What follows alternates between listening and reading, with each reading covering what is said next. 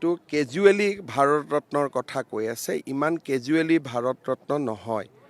ভাৰত ৰত্নৰ কাৰণে জুবিনৰ বিষয়ে ডকুমেণ্টেশ্যন কৰি বিধানসভাত সুন্দৰ প্ৰস্তাৱ লৈ আমি প্ৰেৰণ কৰিব লাগিব। সেইকাৰণে মই যোৱা বিধানসভাটো কৈছোঁ যে আমি এটা শাসকীয় বিৰোধী দুইটা দলে সকলোৱে মিলি আমি এটা প্ৰস্তাৱ আনিম, ধুনীয়াকৈ তাক আমি পাছ কৰাম।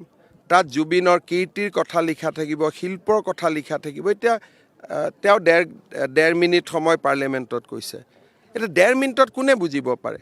যিবিলাক কেৰেলাৰ MP আছে, মধ্যপ্ৰদেশৰ MP আছে, তেওঁলোকে কেনেকৈ বুজিব? ই এটা চিৰিয়াছ কথা। ইলেকশ্যনত ভোট ল'বৰ কাৰণে ক'ব নালাগে, এটা চিৰিয়াছ এক্সাৰচাইজ কৰিব লাগে। আৰু আমি চিৰিয়াছলি কামটো কৰিম।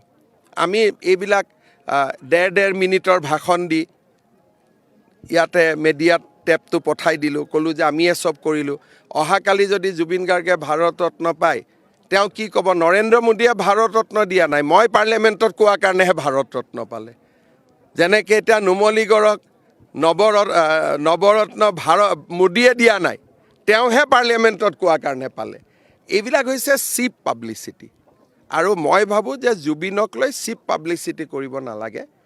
অন্ততঃ জুবিনৰ বিষয়ে পাৰ্লিয়ামেণ্টত ক'লে বিৰোধী চৰকাৰী সকলোৱে মিলি অন্ততঃ 1 ঘণ্টাটো আলোচনা হ'ব লাগে।